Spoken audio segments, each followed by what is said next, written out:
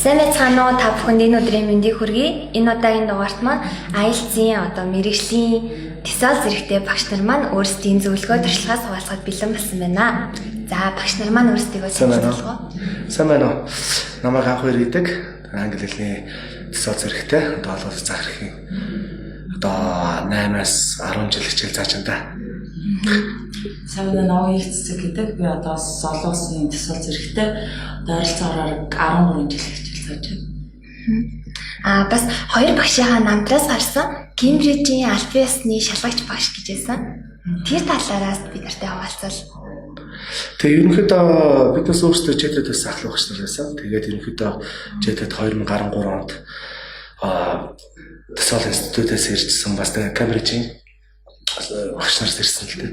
Тэгээ биднээс сургалт явуулаад ерөнхийдөө бол яг хөө тэнцээ тодорхой хэмжээний шалгуур явуулаад тэгээд олон улсад заахын багш нарын шалгалтад тэнцэлж болсон. Дээрээс нь бас ерөнхийдөө Кембриж албан ёсны шалгуур багшийн сургалтанд суулгаад биднээс бас өөрсдөө код авсан баг. За яг хоёр багшийнхаа сургалтанд сууж явахад л надад яг нөгөө албан ёсны IELTS-ийн цаанаас нь асуулт асуугаад тэгэл хариулаа явдаг. Яг нэг тийм мэдрэмж төрдөг байхгүй. Тийм нэг өөр санагдаад идэв гэсэн. Тэрээс тэрнтэй нь холбоотой ээжээ. Яг асуумаар санагдаад ирсэн. За тэгээд IELTS-д өнөөдрийн одоо подкастын маань гол сэдэв болохоор яг IELTS-д бэлтэж байгаа хүмүүс зориулаад яаж хэрхэн бэлтгэх юм бол илүү үр дүнтэй байх вэ гэдэг дээр зөвхөн IELTS-д одоо шалгалт өгөөд өндөр оноо авсан хүмүүс биш мэргэжлийн багш нар нь одоо зөвлөгөө өгч байгаагаар нэг онцлог. Тэгээд олон жил ингээ хүүхдүүдэд хичээл заагаад явж байхад та хоёрын зүгээс ингээ хүүхдүүд IELTS-д бэлтгэх гээд одоо яг хэлхээсээ өмнө их хвшлийн ямар алдаа гаргадаг вэ? Тэр талаар юу нэг яг зүгээр хоёр хуваагаад ирж болох юм. Юу нь бол англи хэлийг анхлан суралцаж үзэж байгаа хүмүүс гэж ярьж болж байна. Нөгөө утгаараа нэгэн суралцаатай хэлсэн тодорхой хэмжээний цаг хугацаа зориулсан гүнзгий шийдвэр явуулсан хүмүүс байж болж байна. Ер нь англи хэлийг анх үзэж эхэлж байгаа хүмүүс гэдэг бол ерөөдөө анханасаа их зорилгоо зөв тодорхойлох хэрэгтэй. Бас зорилгоо зөв тодорхойлох болохоор бас хэцүү байдаг л да. Ерөөдөө яг зорилгын тодорхой болохоор сурахгүй хоёр хооронд хэцүү байдаг. Нэгэн суралцаад эхэлсэн хүн бол ерөөдөө яг англи хэлд юу анхаарах вэ гэхээр эхлээ өгсөн сан дээр анхаар. Үгээ сайн мэдэх хэрэгтэй. Гэхдээ үгийг ч юм уу сайн сурахтаа ерөөдөө яг үгээр үйл үг, нэр үг, тэмдэг нэр, дайвар үг гэсэн үгсийн аймаг гарч ирж байсан. Тэгэхгүй одоо юу гэдэг үйл үгээ таниагүй хүн шууд үйл үгийн цаг үзнэ гэдэг бол утгагүй л юм л да. Одоо чи үйл үгийн таниулаагүй байж шууд present simple цаг гэдэг ч юм уу те. Одоо энэ active цаг, passive цаг гэдэг ингээд заагаад эхлэхэд бол тухайн хүмүүс ойлгох нь хүлээж авах нь шал өөр хүлээж авах ойлгомжгүй л гэсэн. Тэгэхээр ерөнхийдөө үгсийн аймагуудаа зөв англи шалгаад сурчвал ерөнхийдөө хойштоо нөгөө өөрийн бүтц дараалж толгойд аяндаа өөрөө ороод ирнэ. Англи өөрийн бүтцийг өөрийн болгоё гэх юм бол үгсийн аймгаар зөв сэржлэх хэрэгтэй. Жишээ нь одоо юу гэдэг beautiful хүн болгоно гэдэг шүү дээ. Гэтэл юу гэсэн утгатай ямар үгсийн сангийн үг үйл үг, тэмдэглэр дайвар үг аль нь тий beautify, beautician, beautifully бүгдээр тодорхой хэмжээний үгсийн сантай. Тэр үгсийн аймгаар нь зөв чийжлэх юм бол тухайн өгүүлбэрт өөрөө ямар дараалал орж ирэх вэ? Тэр өгүүлбэрийн дараалал орж ирэх гэсэн үг. Тэгжэлж ажиллах хэрэгтэй. Бас миний бодлоор ингэж боддог шүү дээ. Хүүхдүүд нөгөө нэг дан үг чийжлээд яваад байдаг. Тэгтэл нөгөө үг яг үнэндээ нөгөө дүрм чадвар маань өөрөө зүгээр хүнээр юм бол бий гэж үзэлтэй байдаг л. Тэнгүүд яг хоёр хөлөнд нэг нь дүрм нэг нь болохоор үгсийн сан байгаа байхгүй. Тэгэхээр дан үгсийн сан ингэж чийжлээ явахаар ч юм чи доголноо доо. Эсвэл дан дүрмээ явахаар хүн чинь бас л доголно. Тэгэхээр тэр хоёрыг яг тэнцвүүлчихэд дүрм чадварлага оруулдаг ч юм уу те. Яг тэр хоёроо жишээл зүгээр хоолоо бас дахиад зүрлчээ. Таа ингээл гурил идэл яваад идэх ч юм уу. Дан бахын идэх. Тэгтэл тэрийг бүрдэл болгоод хоол болгоод идэхээр илүү сайхан дараа тэр бол гоё штэ гэдэг ингээд дурсамжтай ч юм уу одоо юу гэдэг дахиад ингээд бодогддаг ч юм. Тэгэхээр бүгдийнх нь яг нэг үг чийжлэхэд тэрийг дөрөвтэйгээ ойлгоод нэг үйлбэрээр уншлагандаа оруулаад ч юм уу тийм яг ингээд хөрсөн дээр болгоод гоё тэгж явуулах гоё гэж боддог. Ер нь л сайн үр дүнтэй. Бидний сурвалж бас тэгж явж байгаа. Ерөнхийдөө яг хөө баашнаас нэхлээд орж ирэхэд нь шууд хичээлээ заагаад эхлэхээс илүү дандаа зөвлөгөө хичээл явуулна. Тэрүүн дээр ерөнхийдөө яадаг гэхээр За үгсэн аймгийг яаж хийжлээ зүгээр идэв. Юу н англи хэлэнд ямар дараалал юу зүйл зүгээр ах вэ? Англи хэлийг ч бас зэгцтэй зааж болно. Зэгцтэйгээ сурч болдог. Хүнд өөрөө ингэдэ аливаа зүйлийг зэгцтэй дээрэс нь яг яагаад энэ зүйлийг ашиглаж байгаа юм бэ гэдгийг зөв дараалтаа тайлбарлаад өгч юм бол өөрөө цаашаа хэлийг сураад хөгжөө явах боломжтой байх. Тэгэхээр ингэдэ үгийг яг дистратаагаар хийжлэхийн тулд тэр үгсэн аймгаар зөв сайн заах хэрэгтэй. Үйл үг нь англи хэл үйл үг нь хаана байдгийг, дайвар хаана байдгийг гэдэг янз явах дотроо тий. Тэгээд ерөнхийдөө үгийг чиглэлээ дараад нөгөө төвшингийн үгнүүдийг чиглэл зүгээр гэсэн. Чинь одоо A1-ийн төвшинний үг үү, B1 үг, C1 үг гэдэг зөв ялгаж хэрэгтэй. Тэгэхгүй одоо зүгээр ганцхан which гэдэг үгийг баян гэж чиглэл яваад байдаг. Гэтэл дараагийн уншлагыг уншиж идэхлээр гэдэг wealthy гэж гараад ирж шээ. Энэ юу гэсэн үг юм? Тий? Тэгвэл ямар төвшний үг байх юм бэ? Тэгвэл тэрийг жоохон сайжруулъя. Өндөр онооны үг бол юу вэ? Affluent. Энэ юу гэсэн үг юм гээл тий? Тэгэх мэтчлэн гэдэг төвшнгөөр ангилж ажиллах бас илүү сайн. Зөв. Тэгэхээр ер нь аль дүгнээ гэх юм бол одоо хүн бусад одоо үзэж байгаа хүмүүс маань шууд IELTS-ийн шалгалт өгнө гэж ярихаас өмнө эхлээд зорилгоо тодорхой болгох нь. Хоёрдугаарт бол яг өөрийнхөө төвшин тааруулаад үгийн сангаач тэр дүрмэж тэр аль алийг ингээ балансжуулаад сураад явах нь их чухал юм байна. За тэгээд одоо болохоор яг IELTS-д бэлдэж байгаа хүмүүсийн хувьд одоо яг нийтлэг гаргадаг алдаанаас эхлэе л да. Жишээ нь хоёр багш манаас ярьжсэн хүмүүс ингээ шууд IELTS-ийн сургалтанд сумаар байна гэж яриад өгдөг. Тэг яг ирээд төвшний шалгалыг яг хангалттай хүрдэггүй. Тэгээд энэ мэтчлэн хүмүүстээ ямар алдаанууд гаргадаг вэ? Хамгийн ихэнд алдаа нь болохоор ингэдэг. Одоо юу гэдэг өнөөдөр одоо зүгээр анхны шатны мэдлэгтэй ч надад ерөнхийдөө нэг 2 3 хүүхдэд иржсэн байхгүй бид нар тэр. За би өнөөдөр анхны шатны 5 сард иржсэн сая.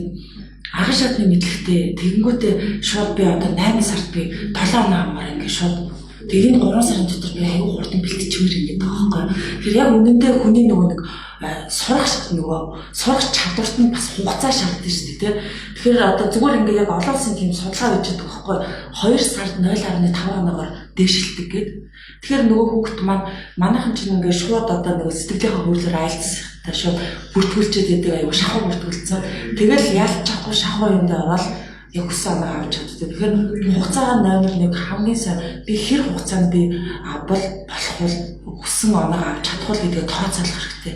Ер нь цагийн тулгаж орж ирдэг гэсэн үг л дээ. Тэгэхээр баг төвшний хүмүүс шууд одоо цагийн тулгаж орж ирээд шууд 2 сарын дараа ч 3 сарын дараа үнэхээр сайн болно гэж бол хэцүүлтэй.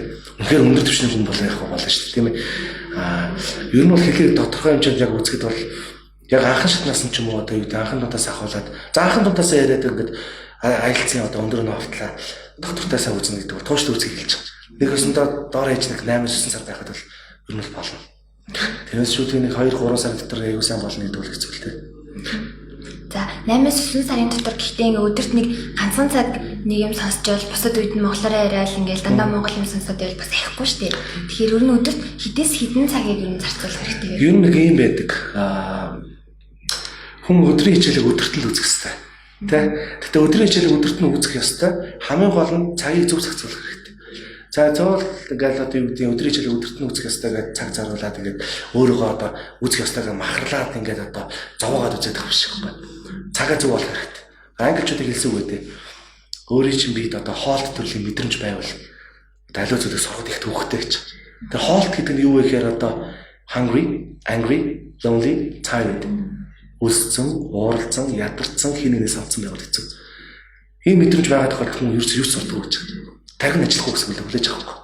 Тэгэхээр ерөнхийдөө хүн болгонд одоо ийм хөө мэдрэмж өдрийн тодорхой хугацаанд байж л байдаг. Гэхдээ хүн өдөржингөө үлсэх бол ядраад, цангаад, хинээс санаад яваад нь байхгүй шүү дээ. Тэ? Тодорхой нэг хугацаанд байдаг. Гэхдээ тодорхой нэг хугацаанд тэр мэдрэмж байхгүй болно гэсэн. Хамгийн гол нь тийм хөө мэдрэмж төрсөн үед бол хүн бол аливаа зүйлийг одоо юу вэ? Хүссэн зүйлээ л хий. Чи ядраад байгаа бол унт, үлсээд байгаа бол юм ид. Урч өрөөд бол яаж стрессэд гэл. Өдөржингөө хүн ядарч өдөржингөө гэж онож байхгүй. Гэхдээ тодорхой нэг хугацаанд өөрөө идэвхтэй байхгүй байглаараа байх цаг гэдэг. Нэгөөсөндөө биологи цаана бий одоо байгалийн өөр байх цаг гэдэг. Энэ цагаа зөв таньчих хэрэгтэй. Тэр цагтаа нэг 40-50 минут сонсох. 40-50 минут сууж хүн ерөөдөө 4-5 цагийн лекцэн сууж байгаа шүү. Үр дүнтэй болох гэсэн. Тэгэхээр ерөөдөө хүн өөрөөгөө өдрийн би аль цагт нь жоо идэвхтэй байна. Тэр цагаа л жоо зөв таних хэрэгтэй. Тэр цагтаа нэг 40-50 минут сууж өдрийн хичээлийг өдөртөө тавтах хэрэгтэй. Зарим хүмүүсийн хувьд бол өглөө нэг идэвхтэй байж байгаа. Зарим нь орой шөнө ноон өрөхгүй идэвхтэй байж байгаа шүү дээ. Зөв цагаал цаг хэрэгтэй. Манайхан заавал энэ цагийг жоохон буруу таньчихдээ. Энийхсэнтэй жаадаг гэхээр жоохон тийм гүрээд эхэлдэг хөөх. За би нэг кино үзчихсэн юм л найзтай уулзсан юм л юу их үг ингээд. Яг тэр тийм л мэдэрч төрж байгаа танд өөрсдөө одоо юу гэдэг их гоё байгалаараа байгаа. Яг одоо нэг тийм идэвхтэй цаг чи эхэлж байна гэдэг анзаараад тэр цагтаа нэг пүштэй хүчлээ суух хэрэгтэй. Эхний 7 хоног суухад бол жоохон төвөгтэйж магадгүй суусраг мод бол дараагийн өдрүүдээс нь яг өөр бол хүн өдөртөл доктортой цагт суугаад очиход байгаа. Нэг өсөндөө яг зөв нэг хүний анхаарал төвлөрөл бол нэг 40-50 минут л чаддаг шүү дээ. 10 жил хичээлсэн гэдэг үстэй нэг 40 минут хичээлээр завсарлаа дараагийн жил нь ордог. Тэмхүүл авах хэрэгтэй. Тэгэхээр ерөнхийдөө нэг 40-50 минут цаа өдөрт татчих хэрэгтэй. Тэгээ би бас нэмэлт нөө хүүхдэд хэл сурж байхдаа за би нэстэ хэлээ сурч чадахгүй юм байна гэдэг өнцгөөс өөрийгөө хараад идэх байхгүй ерөнхийдөө. Харин тэр биш би яг яавал би сурчаар юм гэдэг нөө гаргалгаагаа амарсаа хайж ах хэвээр. Ерөнхийдөө би яг яах хэвээр. Тэгэхээр зарим хүүхдүүд болохоор сонсголтоо сайн болохоор сонсголоо илүү их хийгээд идэг. Уншлагаасаа ч онцготаад идэх байхгүй. Тэгэхээр нөгөө тэгэхээр яах вэ гэхээр аль болох зөрөөд уншлах руугаа ханддаг ч юм те. Одоо болохоор багш нар маань IELTS-д яг бэлдээд эхэлсэн байгаа хүмүүс маань одоо дөрвөн чадвараа сайжруулахдаа яг ямар аргуудаар бэлдвэл хамгийн үр дүнтэй юм болоо. За ерөнхийдөө нөгөө би юунаас эхлэе гэж бодож байгаа хэрэг writing-аас эхлэе гэж бодож байна. Тэгэхээр их ном дээр ингэдэг штэ. Reading, listening, speaking and writing гэж байдаг. Тэгэхээр нөгөө writing ч хамгийн хэцүү байхгүй. Энэ хүүхдүүд ингээ харахаар ялангуяа нэг Аз орнуудаас ингээ writing дандаа ингээ жоохон доош явж байгаа. Нөгөө юм болохоор гайгүй оноотой явж байгаа байхгүй. Тэгэхээр хүүхдүүдийн writing дээр бэлтгэгчтэй нэг юм байдаг. Яг ингээ эсэгээ бичих гэхээр за багшаа жоохон болоогүй дөрмийн нэлээд сайжруулж байгаа нэг бас эхлээд бичье гэдэг ч юм те. Яг дөрмөө үзэл яваад байдаг.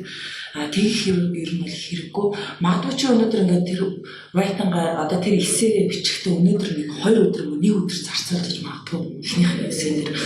Тэгээд 10 дахь эсэн дээр бичээд ирэхээр чиний тэр бичсэн 2 өдөр маань 1 өдөр болдог ч юм те.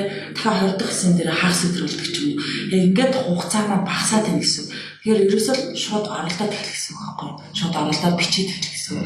За тэгээд ингээд бичиж явж байхдаа мөсийн цаал олдгүй гэхээр энэ дээр нэг 13 ерөнхий ингээд нэг жишг эсээнүүдийг ихээ сайхан уншиж байгаа. Яг одоо нэг 4 юугаар л явж байгаа шүү дээ. Тэр чинь эрүүл мэнд, байгаль орчин, технологи одоо төлөвлөж байгаа тийм босрал энэ дөрвөр. Тэгэхээр яг ингээд босралтай хамааралтай эсээнүүдийг 2-3 эсээ уншиж байгаа. Болохгүй бүр хуулаад биччихдэг ч юм уу те. Тэгэж явчаад тэрнээс үгсэн сан авч чадвараа өөрөө тэр юугаа үгсэн сангаа хэрэглээд ингээд бичээд үз. Ерөнхийдөө хичнээн ч хугацаа хийж ямар ч талаас гаргалгаа гаргаж байгаа.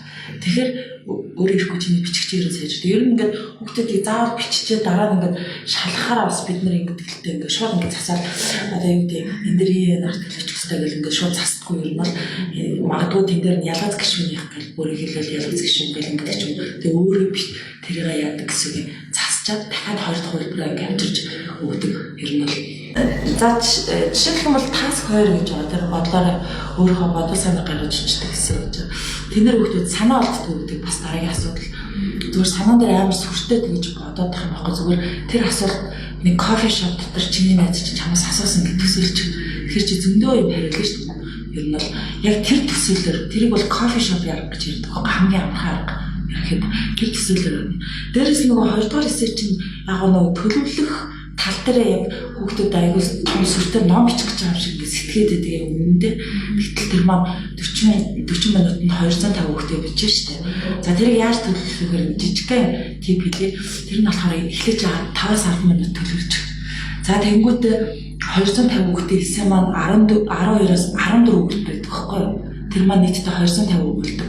Тэгвэл нэг өгүүлбэрийг 2 минутаар тооцоолоод бичнэ гэсэн үг байхгүй юу? Тэгэхээр тэр маань нэг ойролцоогоор 25 минут болно. Тэнгүүд чам дахиад хэдэн минут үлдчихэв? 5 минут үлдчихэв те. Тэрэн дээрээ чи үлдсэн дөрмийн алдаа юу вэ гэдгээр яа гэсэн үг шалгах гэсэн. Тэгэхээр төлөвлөгөө хамгийн чухал. Хэрэг төлөвлөхгүй шууд бичээд хахаар ихэвчлэн хүүхд төлөвлөхгүй бичээд байдаг. Тэгэхээр нөгөө нэг тэрэгч биччихдэг байж юу гэдэг ингээд буцаж ингээд яагаад гэдэг ингээд санаагаа ингээд өөрчлөлөө тэгээд цагтаа багтдаг нэг тийм байдаг. Тэгэхээр ер нь одоо бичих чадраас сайжруулъя гэх юм бол багш маань түрүүлсэн кофе шопын аргыг туршаад үзэж болох нь. За тэгээд дээрэс нь хамгийн чухал нь төлөвлөх нь. 5-10 минутыг төлөвлөөд үлдсэн хугацаанд эсээгээ бичээд сүүлийн 5 минутанд болохоор эсээгээ засах нь энэ болохоор хамгийн чухал юм тийм ээ. Тэгээд дээрээс нь шууд ерөөсөө биччихэл эхэллээ. Шууд ноороглаад их гурч идэх. Шууд биччихэл нэг өдөрч зарцаас авахгүй нэг хэсэг дээр. За бичиг чадрын тухай тийм ба ярих чадрын тухай. За speaking буюу яриа гэж. Мэдээж нөгөө нэг дөрвөн чадвар дээр ч бас өөрлөө шүү дээ. Дөрвөн модон яаж ярих те. За тэгэхээр үсэн сан модон болоос ярихгүй. Мэдээж хүмүүс өгдөө шүү дээ эсэ одоо ярих та. Сая ярьжсэн нэг дөрвөн чадвар хөгжүүлэхдээ дэсвэл дээр анхаарал өгдөг. Жишээ нь writing дээр их анхаарал хандуулаад бичээд байдаг боловч яг нөгөө нэг speaking дээр writing чигээр бичсэн чигээр ярьдаг байхгүй. Тийм хүн байдаг. Writing чинь яг хугацаагаа аваад ирнэ. Хугацаатай цагийн дотор бичнэ. Гэхдээ speaking болохоор тийм байхгүй бас яг үгээр шууд сонсоод хариултыг үзэл. Тэгэхээр ерөнхийдөө IELTS бэлдэж байгаа хүмүүс маань ерөнхийдөө бол дөрвөн чадвар хөгжүүлэхийг хажуугаар speaking дээр анхаарах хэрэгтэй. Анхаарахтаа IELTS speaking өөрөө дотроо 3 талбартай байгаа. Task 1 2 3 тийм. Task 1 бол үндсэн background үндсэн мэдээлэл яваа. Task 2 буюу үндсэн даалгавар нь болохоор карттай яриагаа 1-2 минут ярилцсан. Task 3 нь болохоор 3-4 минут дотор үйлдэж болно. Дотроо 4-5 асуулттай. За task 1 дээр үндсэн мэдээлэл авлаа. 2 дээр биднээс яг үхээр карттай яриа ярина. Карттай яриан дээр болохоор 1 минут бэлдээд тэрнийхээ дагуу 1-2 минут зогсолтгүй ярина гэсэн үг. Асуултыг л зөв ойлгох хэрэгтэй хамгийн гол нь. Картнаас өгсөн асуултнаас хальж чадахгүй. Тэгэхэд бол асуултаа зөв унших хэрэгтэй. Юу нь бол task 3 руу ороод ирэхээр энэ 1 болон 2 дугаар даалгаврууд хоорондоо уялдаж эхэлдэг. Task 2 дээр өгсөн карттай яриа маань task 3 дээр яг тавтагдж орж ирнэ. Тэгэхдээ яг үгээр abstract буюу нэг хийсвэр асуултууд орж ирнэ гэсэн үг. Нэлээ хүндэрж орж ирж байна гэсэн үг. Тэгэхээр ерөөхдөө асуултуудыг бол зөв ойлгох хэрэгтэй. Ялангуяа энэ асуултыг ойлгохдоо WH question-ыг зөв анхаарах хэрэгтэй. WH question-ыг шууд хүмүүс монголчууд маань хальт ойлгоод шууд хариу үзүүлэх гэдэг. Тэр бол хамгийн том алдаг. Тэгэхээр ерөөхдөө билээс асуултаа анхаарал гэж хэлэх гэдэг юм да.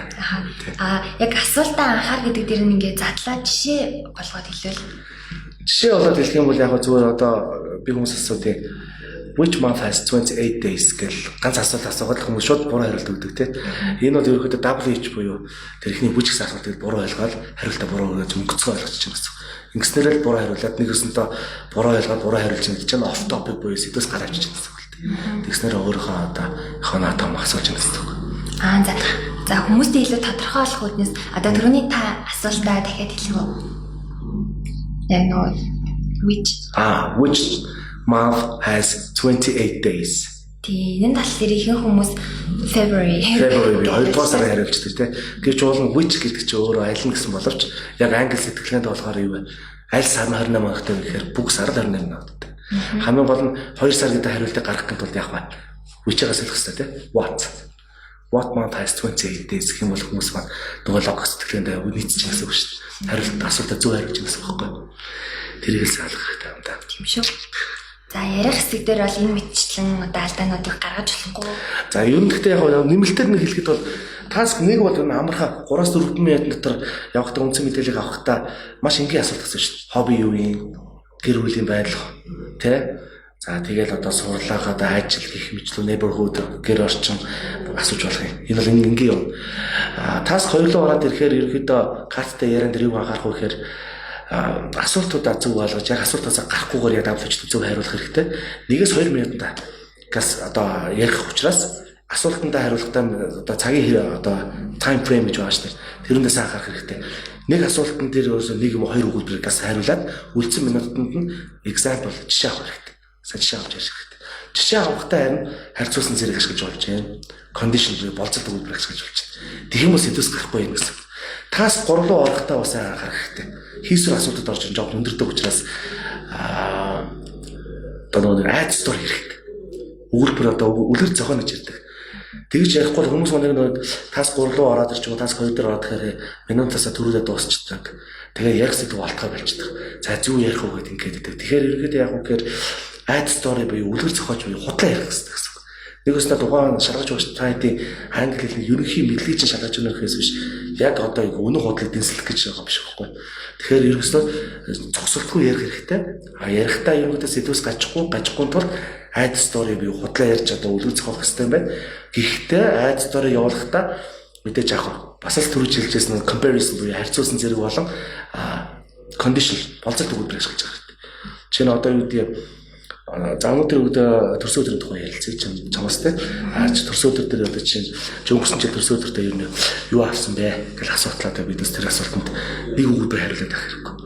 Нэг өгүүлбэр одоо тогтгоо хэмжээр хариулж боллоо гэж бодъё. Чи би өнгөрсөн төрсөн өдрөөр би болоод юу гэдэг нэг гоё одоо оролт авлаа.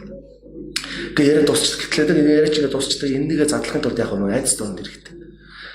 Condition шүү дээ. Тэр надад одоо тэр хүн оролт биш. Надад тэр мөнгөнд өгсөн гэсэн би одоо баярлах байсан. Магадгүй маань найз болох их оролтод төртөө. Гэхдээ тэр найзад тэр одоо бэлгийг оролт өгсөн бол маань найз болох илүү баярлах байсан. Гэх мэтчтэй одоо худлаа ярьсан тэр айд стори явуулангаа conditional явуулах гэж байна. Харьцуулсан зэрүүд ашиглаад ингээд ерөөсө тосролтгүй ярих хэрэгтэй. Юу нь бол IELTS яриан дээр хэлдэг. Ганц үндсэн зарчим болохоор би charty, би natural гэж ярьж байгаа. Ерөөсө илүү яриасгүй илүү одоо амьд байх хэрэгтэй. Ерөнхийдөө яриан дээр бол тэгдэг. Одоо хүмүүс маань ярихдаа нэг энгийн өгүүлбэр ингээд ашиглаж нэг өгүүлбэр тасалж ярих гэдэг хэрэггүй. Болж л үгүй ерөнхийдөө үдсэн дүрмүүдээ тийм writing дээр ашиглаад байгаа тэр одоо clause-уудаа active voice, passive voice зөв бүгдийг ашиглаж байгаа хэрэгтэй. Тэгтээ хүчээр авч ерөөсөө болохгүй. Одоо юу гэдэг нэг өгүүлбэр хэлэх гэж байгаад эргэж буцаад ингээд уцааж ухраал ингээд нөгөө нэг active voice passive болох гол эсвэл conditional гол эсвэл ажиг тэр noun class болох гол ингээд хүчлэх юм бол нөгөө шалгарч өгсөн мэддэг учраас илүү жоо оноо багасна гэсэн. Тэгэхээр ерөнхийдөө бол яг өөрөөрөө ярь тэгтээ болж игэл яхав гэхээр тэр үдсэн академик дүрмүүдийг болж оруулж игэл илүү өндөр оноо гэсэн. Тэгээ би нэг speaking дээр бас нэг хүүхдүүд нөгөө ингэж идэх байхгүй. Яг айлцсан шалгалт хийдэг чинь нэг амар сүртэй нэг амар одоо юу төсөөлмөр юм чи амар том баг мангас шиг бодоод байгаа байхгүй. Яг үндэ тэр бол зүгээр л чиний хэлний чинь чадварыг шалгаж байгаа шалгалт шүү дээ. Speak нэ яа сайжруулах гэхээр орчинд нь очиад сурыг гэдэг байхгүй. Тэр хүүхдүүд зүгээр яг ингэж сууж байхдаа одоо жишээлбэл ингэж сууж байхдаа би сууж гэдэг ч юм те би тийм ингээ хоц хүмүүсч одоо тэр хүн тийм ингээ хоц хүмүүс тэр хүн надаас жоохон өндөр юм даа гэж ингэдэг ч юм. Энэ бодол болгоно англи руу шилжүүлээл бодоод тэгжээд л өөр ирэхгүй тэр маань чи англиэр сэтгэдэг англиэр ярьдаг болно гэсэн үг байхгүй юу. Заавал англи хүмүүстэй ингээ тийм орчинд байх шаардлага байхгүй сурах боломжтой. Шүү. За ярианы хэсэгт маань багш нар маань маш үн цэнтэй зөвлөгөө өглөө. Тэгээд дэвтэр үзгээ бариад бичиж авсан гэдэгт итгэлтэй. За дараагийн хэсэг маань ярих, бичих, одоо унших сонсогчдод юм шаардлагатай. За уншлага дээр ерөнхийдөө ингэдэг Монгол хүмүүс уншлага одоо зүгээр ингээд сонин гарч иглаад уншихаараа 20 секундэд ойролцоогоор 100 үг гүйлгээд хараад уншчих тийм байна л да. Энэ зөвхөн Монгол хүмүүс ирчлээ ер нь өөрийнхөө төрөл хэл дээр айлж орны хүмүүс. Тэгээд тэр 100 үгийг уншичаад ойролцоогоор 70-80% ч юм уу ингээд утгыг ерөөдөө ийм утгатай юм ингээд харчдаг. Тэгвэл IELTS-ийн шалгалтанд бэлэн болж орох гэж байгаа хүүхдүүд 30 секундын 100 үг унших тийм чадвартай хэвээр. Хэдэн 30 секунд. Тийм байгаа хүүхдүүд IELTS-ийн уншлага тал дээр илүү яасан өндөр оноо авах тийм магадлал өндөр болоод ирдэг байхгүй. За тэгээд уншлага маань ерөнхийдөө нийтдээ 11 төрлийн асуултууд байдаг. Тэр 11 төрлийн асуултуудад яаж хариулах вэ гэдэг аргуудаа ерөнхийдөө яг нэг бүрчлэн аягүй сайхан болохоор чи цагаан хэмжээгээр илүү хурдан тэр уншлагыг ерөнхийдөө заавал бүгднийг ойлгох бол яг үндэ бол заавал шаардлага байхгүй. Ойролцоогоор 60-70% ойлгож байгаа бол нэгдсэнийг яг харах дээр толгойлох боломжтой. Тэгэхээр жишээлх юм бол true false not given гэдэг байлаа гэдэг чинь шууд юунасаа асуултнаас эхлээд тэр маань тараалтаар уншлах дээр явж идэг ч гэдэг. Чи ингээ хариулж явчихдаг шүү дээ. Ерөнхийдөө ийм гэдэг хоёр үндсэн том шалгалт байгаа шүү дээ. TOEFL хайгуулна IELTS гэж байгаа шүү дээ. TOEFL дээр болохоор хвчлэн нөгөө техник чадвартай хүүхдүүд юм тэмдэглэж тийм хүүхдүүд тийм өндөр чадвартай хүүхдүүд болохоор тэр яг сайн тавдаг. IELTS дээр болохоор paraphrase буюу paraphrase гэж явж байгаа тухайн англи хэлийг өөрөөр хөрвүүлэх эсвэл тесттэй утгатай үгнүүдийг болгох тийм чадварууд шүү дээ. Тийм чадвар нь өндөр хүүхдүүд ер нь IELTS дээр яг сайн ер нь сайн өндөртөйгээр тавах боломжтой байдаг. Тэгэхээр урьдчилгаан дээр тэрийг сайжруулахын тулд яг гэхээр дандаа ингээд тестэн дээр багчилж ажиллаад тахгүй. Одоо надад нэг хоёр жишээ байна л да. Нэг хүүхэд маань нэг 8 тестэн дээр ерөөсөө яг нэг тэр 8 тестийг бүр нэг үгч ингээд одоо халахгүйгээр бүр аягүй сайн чанартай үзсэн байхгүй. Тэгэхдээ нөгөө хүүхэд маань жоохон 20 30 40 тестэд л ажиллаад байсан. Ерөөсөө дээш явахгүй байхгүй. Тэгэхээр ерөөсөө тоондоо биш чанартай нэг юм маш чанартай. Дээрээс нь бас маш тийм гадаадын сонин сэтгүүлүүдийг барьсан. Заавал тестэн дээр биш. Тийм ерөнхий мэдлэг өмчлөх чанараа сайжруулах чинь маш сайн нөлөөлнө л гэдэг юм гэсэн.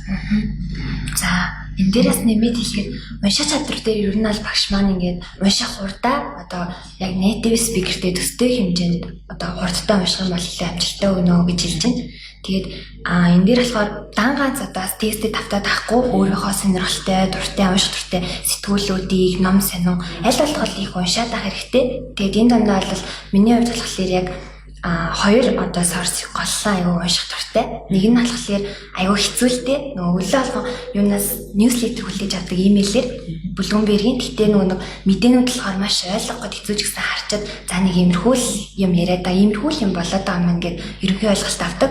Тэгээд яагаад би тэрийг өдөр алган уншаад идэг вэ гэхээр яг миний сонирхолтой, миний нөгөө ирээдүйн мэрэгчлээ маань нэг чиглэл явах учраас уншаад идэг. Тийм учраас бусад хүмүүс ч гэсэн заавал юм гэхгүй одоо өөрийнхөө сонирхлынхаа дагуу юмдыг уншвал зүгээр юм болов уу гэж бодож байна. Яг үнэн хэлэхэд бол нэг юм байгаа шүү дээ. Хүмүүс ч нөгөө хэлийг сурахад одоо янз бүрээр үзээд чинь гадвар тий. Ийм ч чухал, тэр нь чухал, ийм байх хэрэгтэй янз бүрийн юм яваалаа л да. Тэгэхээр ерөнхийдөө зүгээр хүмүүсийг бас амьд гэж нас нурц хүмүүсийг хэл сурах хүүхэд яаж хэлд орж байгаа хүүхэд ч ингээд ярьж сурах хэрэгтэй мэртэй ч юм уу тий янз бүр харьцуулж байгаа л байдаг. Тэгэхээр ерөнхийдөө зүгээр чиний дээр нэг сайн ярьсан шиг одоо дуртай юм үзэж байгаа ч юм тааш. Насан турсан хүний анхаарал төвлөрөл гэдэг ерөнхийдөө бол их бага байдیں۔ Тэр юм учраас хүүхдтэй харьцуулаад бас жоохон өрөөсөө л болтохгүй. Жишээ нь хүүхдтэй одоо хэлд яаж орж байгаа гэдэг хэцүү. Нэгээс нь яг хүүхдтэй анхаарал төвлөрч байгаа үүш шүү дээ. Юу аливаа зүйлийг дуртай зүйлийг үзэхдээ 100% анхаарал хандаж чадчихсан. Биднээс бол насан турш хүмүүс бол хийж анхаарлаа 100% төвлөрүүлэх нь бол нэлээд өвгтэй. Хичнээн дуртай кино, хичнээн дуртай нэвтрүүлэг, хичнээн дуртай юм үзчихсэн гэсэн биднээс 5-аас 10% анхаарал сарнил өвчлөлт өгөх. За зөөрэ би юу их үлээ, маргааш юу үлээ, цан гаргадаг гэдэг. Заавал анхаарал төвлөрөл жоохон сатаарч байдаг. Тэгэхээр ер нь насан турш хүний анхаарал төвлөрлийг хаана байдгийг гэхээр дуртай номоо уншихад л байдаг. Тэр хүн ер нь насан турш хүн яа гэх ерөөсө дуртай номоо л унших.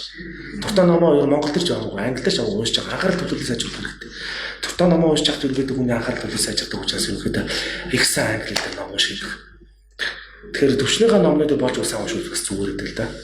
Тэгээд төвчнийхээ номнуудыг унших. Тэрнээс одоо юу гэдэг хамаагүй шууд англиар сайжруулах чинь ингээл шууд нэг номын дэлгүүрээр ороод тэгээд commercial номууд аваад ингээд уншаад байх юм бол бас хэцүү шүү дээ. Чинь одоо баг чадны хүн бол одоо юу гэдэг гэд ажигтай класс хураангуул явсан байдаг ч юм уу тий. Ингээл лам класс хураангуул, адвок класс хураангуул явсан байдаг. Тэрийг яаж уншиж болох хэцүү шүү дээ. Тэгэхээр болж өгөр ихлээр ер нь бол сургалтанд хөөс асуухтай тэгдэж шүү дээ. Агаар одоо багш хотоос эхэлж байгаа байхгүй юу? Тэгээд нэг л дэвэл юм явсныхаа дараа за одоо юу үзэх яах вэ? Одоо яах вэ? Фрэнд үзэх үү? Айсуу ямар ном унших ингээд ер нь жоохон яарад идэг. Тэгэхээр ерөөхдөө яхаа болоог байгаа. Тэр хүмүүс л хэлдэг болоог байна зүгээр хичээлүүдээ сайн үзтээ. Тодорхой хэмжээнд өндөр түвшин рүү болсны дараа болоод аргагүй угаасаа шахаж эхэлнэ. Тэ энэ номыг унш, энэ тестийг ажил ингээд хэлнэ гэсэн үг. Тэгэхээр бас ер нь төвчээртэй хэлийг үзэх хэрэгтэй. Тэр нөгөө юм гэдэг чинь нөгөө юм цаанаа химлээ нөө. Үрслээ. Тийм. Би 1000 тасгалыг одоо 1000 төрлийн тасгалыг нэгээр нь 1000 удаа 500 хүнээс айхгүй. Нэг тасгалыг 1000 удаа 500 хүнээс л би айна гэдэг. Тэр шиг 10 ном тавьчаад эхлэх биш. Нэг л ном аваад тэрийг бүр дуустал. Яг бүр чанартай ерөөсөө чанар байхгүй. Тэгэхээр нэг туушлаар үзэх хэрэгтэй. Хүмүүс чинь заримдаа гэдэг чинь сургалтын цугаараа нэг левел ч юм уу нэг сар явчаал тэгэл орчихдаг ч юм. Тэгэл агсан хугацаа дараа буцаад ирдэг ч юм уу. Аль эсвэл юу гэдэг нэг 2-3 левел явснаа за одоо жоохон хамарж байгаа дараагийн сар ирнэ гэдэг хэрэгтэй. Яг л байх байдгаар ирдэг хөөх. Тэгэхээр ерөөдөө тасгалгүй туушлаар үзэх хэрэгтэй. Тэгэхээр хүмүүс чинь хэлний курс суугаараа тийм жоохон яарад идэх хөхгүй. Энэ нөөц чи дараах нь юу гэдэг одоо фитнес тавьж байгаа шиг үрдэн хордоо үлээгээд байдаг. Хэл идэж өөр хийсвэр дүүдэн тарж гарт барайдах. одоо бодит зүйл биш мэдлэг шүү дээ. Тэгэхээр бас жоохон төвчээртэй үзвэл илүү үр дүнтэй байх гэсэн үг л дээ. Хамгийн гол нь багш нар маань өөрсдөө бас биечлэгийг юу заахаа сайн мэддэг. Хөтөлбөр сайтай.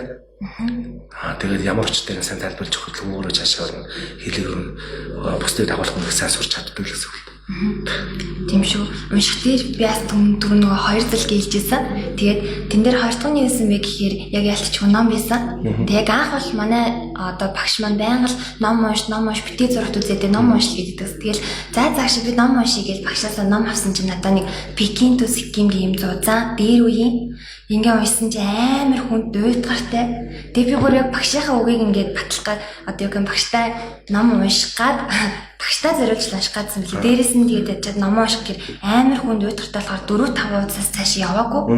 Тэгээд байжсэн чи харин багш маань бодлого надад нэг өөр номнууд өгсөн. Тэр нь болохоор яг юм жижигхэн нэгэн пингвин идэрс.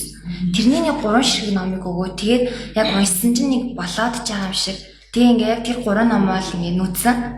Нэг ч үг хүсэг бүгдийг ингээ цээжлээд карт марк гаргаад тэгээд яг нөгөө нь одоо иймэрхүү юмнууд хийгээд баг өөртөө тохирсон түвшинний номноос эхлээд ингээ уншаад явсан чинь нэг мэдсэн чинь нөгөө нэг том ийм их зохиол бариад уншсан чинь ойлгоод тэгээ би ч марг 2-3 жилийн дараа тийм том зохиол авч уншиж байгаа байхгүй. Тэгээ бүр өөрийгөө гайхаад хөөх би ч нэг зогссон өөрийгөө гацсан гэж бодоод исэн чи ахицсан байсан биш тэгээд тэгэхээр яг ахицал яг тийм богинохон хугацаанд хүнд харагдахгүй олон жилийн дараа мэдээ тийм байлээ. Зүгээр тууштай л хийх хэрэгтэй. Тийм наадах чинь би бас оюутан байгаад ингэжсэн. Бараг нэг 2 дугаар курстэй би чинь ингээд амар хэцүүсэн байхгүй. Тэгэл цаас миний ер нь хийс сурч багшуулна гэж ер нь бодлоо авах биш. Би нэг багшлаа ер нь гарлаа гэдэг. Тэгсэн чинь манай нэг амар мундаг хөшөөсөө чи зүгээр өөрийгөө пууж ингээд төсөөл гэж байгаа байхгүй. Би чи яг нэг пуужан ингээд хөөрөө сансрын голдролоо орох хүртлээр хамгийн бензин үрдэг гэж байгаа байхгүй. Тэгээ сансрын голдролоо орохоор гоё хөврөөд аюу гой хөнгөлчт юм аа. Чи тэр нэг бензин өдрөө зарцуулж байгаа шиг чамаас хөөч тэр нойр өдөрч байгаа. Яг энэ дээр л төвчөртэй байж. Тэгээд чи нэг голдрлогоо ороод ирэхээр арай хөнгөлчнө. Яг тэр үед яг ингээл төвччих юм бол яг одоо ингээл яг дон чадчих юм те. Өөхөд гацсан байдаг байхгүй. Амар хэцүү дээр. Тэр бол зүгээр л чи хөөч одоо нойроо ингээд янзсан баха нэг мэдгэлтэй гоё хөнгөрөөд нэг юм жижиг хасаж уншаад өмнө ингээд юу гэдэг үг болгонтой ингээл амар олон ингээл үг болгоно ингээл өгнөд ингээл янз янз орчуулгатай чагсаацсан байгаа. Тэгж жаад тэр чинь аяндаа ингээл басаал одоо ерөнхий утганаас ингээ ойлгодог болол хөнгөрөөл ирэн тэр болоо төвчөртэй л гэж хэлнэ. Яг тэгэл багш нарын болгоны тайлбараас өөрөө байгаа ч тий. Манай их багш маань буужин гараад би болохоор юугаар ярих хэрэгтэй гэсэн чинь уулаар зөвлөд байгаа байхгүй. Одоо ингээл хүн хэл сурах гэж байгаа уул руу авирах гэж байгаа юм. Нэг үр хүч бага хачаага үрцсэн. Уулын бэл зогсож байгаа тий. Тэр хүн бол яасан бэ? Бигнэл хэлдэг хог. Цэнгэж уул үзэх гэдэг сөрөг байхаш. Тэнгүүд уулаас жоохон дэшээ гараад яж жоохон дундсах элементри буюу анхан нод болчих. Сүр тахаш. Тэгээд жоохон дэшээ агсан нод. Тэгээд уулын оргил дээр яг орой дээр нь болохоор апар агсан нод.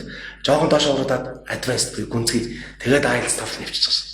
Нэг өсөндөө одоо юу гэдгийг би одоо дунд чатанд сууж байгаа хүмүүс ч юм анхан дунд сууж байгаа хүмүүс хэлдэг. Та одоо уул зурж байгаа тэгээд тасалж үзүүлээд при буюу анхан дунд за дунд чатныхаа яг энэ уулын яг энэ гол хэсэг гэж доошо буурах уу дээшээ гарах уу тий. Тэгэхээр энэ үед бол нэлээд жоо ачаал ихтэй байгаа. Үз сайн тавт. Нэгэн уулын орой дээр гэсэн жоо амарж байгаа доошо уруудад амархан шүү дээ. Тэгэхээр ерөнхийдөө яг хилэг үзэхтэй яг одоо хэлээд байгаа зэгцтэй яг араас нь үйлдүүлээд явуучвал зүгээр үү. Биднээс хичээлч бас яг нэг нөгөөтэйгээ уйлдсан бэлтгэсэн байгаа. Тийм учраас хүмүүсийнхээ хичээлдээ суугтай гэдэг байхгүй. Нэг өдөр хичээлсэн битээ таслаарай. Эрд суугаарай тий. Суусан бол доорх левелд өнгөө суучж болно. Бүр боломж их хаалгаад байгаа. Тэгэж ингээд уйлдуулж үзэхгүй бол их хэцүүлтэй. Тэгээд нөгөө зэгцгүй явчих гэдэг. Тэгэхээр биднээс өөрөө бас манай инглиш өнөөр чинь зэгцтэй гэдэг нэг зэгээр одоо заавал гэдэг тийм юмыг зэгцлэх гэдэг байгаа шүү дээ болно. За тэгээд хэдүүл алгаар түрүүн 3 чадрын хандлаар ажиллаа. Одоо сүүлийн чадвар одоо сонсох чадрын талаар. Сонсох мэдээж одоо бас 3 даалгавартай дотор явж байгаа. Тэгээд сонсохыг ерөнхийдөө бол яг үгүй ийм тийм гэхээс илүү ерөнхийдөө сонсгол маань ABC бүхэлдээ multiple choiceтэй тий no take-тэй угаасаа явдаг. Тэгэхээр ерөнхийдөө сонсголыг буюу чихийг онгойлгохын тулд ерөнхийдөө мэдээж үгсэн сан бол маш сайн байх хэрэгтэй. Үгсэн сангийг бол маш сайн хаана хоёрт нь тэр одоо дөрмийн зөв зэгцтэй мэдлэг хэрэгтэй. Дөрмөн бол бас зэгцтэй байхгүй хэцүү шүү дээ. Активэр ярьж уу, пассивэр ярьж уу, ямар классаар ярьж уу тийм ээ. Тэгээд дараа нь ерөөдөө pronunciation дуудлага байгаа. Дуудлага дотор олон зав байгаа шүү дээ. Англи, Америк, Энэ тэг 100 Аз гэдэг. Тэгэхээр бас янз бүрийн дуудлагатай хүмүүс арчиж болох юм. Тэгэхээр ерөнхийдөө тэр дуудлага ялгаатай байдлаа анзаарч байгаа зүгээр. Тэгээд бас нөгөө сонсгол дээр ингүүл зүгээр нөгөө бас нөгөө хүнээсээ шалтгаалж байна л та. Тэгээд би ер нь оюутнуудтай хэлдэг унтчаад өглөө амарсан тархин дээр их сонсч гэж хэлдэг. Тэгэхээр яг сонсголыг сайжирдаг байхгүй ер нь бол яг унтаал сэрэл тэгэл яг юу сонсч ирсэн яг өөртөө тохирсон сонсоод эсвэл ямар нэг одоо юу гэдэг ичүүд дээр гэнэ амар нэвтрүүлэг үздэг ч юм те тэгж явбал их зүгээр. Бүр болохгүй сонсголоо сайжруулах бороо ич бүр баас айлах Google-тэй ер нь л айгу тэр Google-тэй хүүхдүүд ингэж байдаг байхгүй сабтайтлгүй үзээд тэр бол мөршлө болчдөг. Ер нь л тэрийг сонсч чадахгүй. Бүр ойлгохгүй нэг удаа сабтайтлтай нарчихгүй дараа нь сабтайтлгүй ч юм те тэгээд тэрийг нэг 2 3 удаа төвчээртэй үзээ ингэж яг 3 сар чи ингээд тийм нэг Google-тэй нэг хэдэн 3-4 Google-тэй гэмж яг задлаа тэн дээр ажиллаад явхад бол яг чиний сонсгол үнээс сайжрна. Зүгээр ингээл жишээ сонсгол. Яг үгүй хүн юм хэлийг сайжруулахыг юу юм бол чихтэйгээ сайн ажилласан гэдэг шүү дээ. Их сайн сонсож байгаа хэрэгтэй байдаг л дээ. Тэгэхээр дэлхийн 2 дугаар дайны үед гарч ирсэн нэг тийм туршлага байдаг. Дэлхийн 2 дугаар дайнд Оросууд Кармачуудыг ялж ирсэн шалтгаан. Тэрний юу гэсэн чинь тагнуучтай богино хугацаанд их сайн бэлддэг гэсэн. Тэгээд тэрний юу болсон гэхээр одоо Орос тагнуучдад болохоор өглөө 4 үзэх кармал гэдэг юм. Өдөөс хойш нь болохоор өглөө 4-ийн үзүүлээд оройн одоо орондоо ороод унтах үе болно шүү дээ. Тэр үед нь болохоор бут нэг цаг хуурцаг тавиад чих сонсоод үлдчихсэн. Тэгээс хүмүүс бол нэг цагийн сонсголыг чихэндээ хуурцаг явуулаад тэгээд чихвчээ ирээд орондоо ороод унтчихдаг. Оронд орчдөг. Тэгээд тэг хүн чинь кармалтай сонсголыг явах дээр сонсож байгаа. 10-аас 15 минут сонсож байгаа хүн чинь нойр урал унтаад өгнө шүү дээ. Унтсан байсан ч амархгүй нөгөө нэг үлдсэн 40-45 минут яваа л та. Тэгсээр бас тийм л. Тэр нь юу гэсэн үг вэ гэхээр ерөнхийдөө хүний баг тарих мэдээлэл байнга хурааж авчдаг. Тэгээд өнгөсөндөө илүүдл мэдээлэлээсээ зүүн баруун тарих руу ялаж идэг учраас хүний зүүд гэж хэлдэг юм. Шашны хэлэндээ сүнс гараавч хэлдэг ч юм уу тий.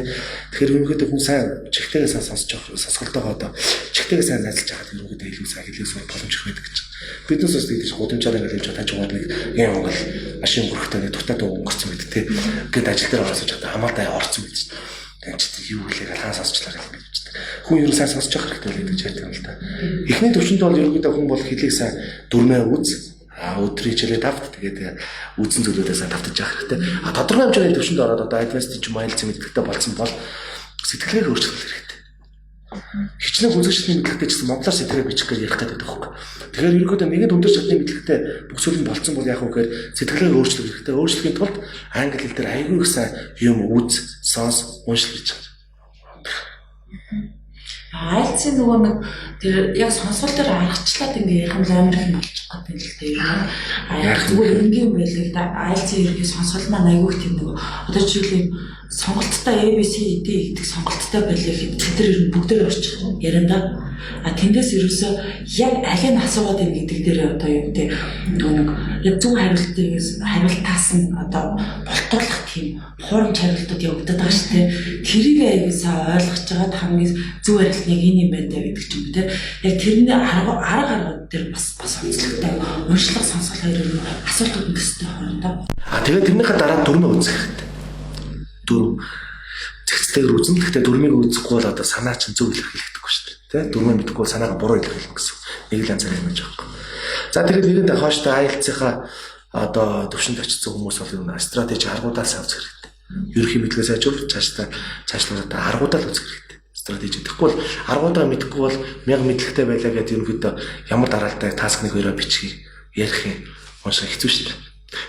Их хэцүү. За ерөнхийдөө нөгөө хүүхдүүдээ яг ингээд сурах үйл явцыг дөрөв хааж намаа тийсэл сурж яхад нь багш маань хэлжсэн тэр бол яг ингээд өмнө бол ер нь л амьдралыг харагдаад байдаг байхгүй. Энэ дөрөв хүүхдүүд ингээд сурж байгаа хүүхдүүд нь бүр янз байдаг. Хурдан сураад хурдан марцдаг. Тэгээд удаан сураад удаан марцдаг. Харин хамгийн мундаг нь болохоор хурдан сураад удаан марцдаг. Хамгийн одоо тэр тэгтээ баг тохиолдог үлдээ удаан сураад хурдан марцчихдаг гэдэг ч юм уу те. Тэр өөрийнхөө онцлогийг аяас харах хэрэгтэй хүүхдүүд. Би одоо ихэнх нь манай хүүхдүүд манай Монголын оюутнууд маань яадаг вэ гэхээр аягүй хурдан сурчдаг байхгүй. Тэнгүүд дараа нэг 7 минутаар асуу марцсан. Хурдан сураад хурдан марцдаг хүмүүс аягүй их байдаг. Тэр нэг тийм нэг сурах онцлогоо бас нэг жоохон би нэг ингэж идэх шиг хурдан марцчихад байдаг шиг эсвэл би удаан сураад нэг хэлсэн бахад мацдгүй юм даа гэдэг нэг тийм онцлогуд байдаг. Тэн дээр бас ажиллана. Тэгээд тэрийг сайн бодоод дээрээс нь бас хэрэг сурахтаа нэг дараа нь тийш нэг өөрийнхөө нэг шинэ хобби гэж ойлгоод миний шинэ хобби гэсэн шиг нэг гоё тийм кафе гэх юм уу сураа явуулах гоё. Тэгшээлж даваа талаад болох зүгээр байгаа тийм. Тэгээд хобби болгоорой л гэж. За ингээд энэ үрээд подкаст маань өндөрлөж байна. Энэ өдөр одоо өөрсдийнхөө өмдөө цагийг бидэнд зориулаад бас маш үнцэнтэй зөвлөгөө өгсөн хоёр багштай маш их баярлалаа. За баярлалаа. Подкастт орж оросонд.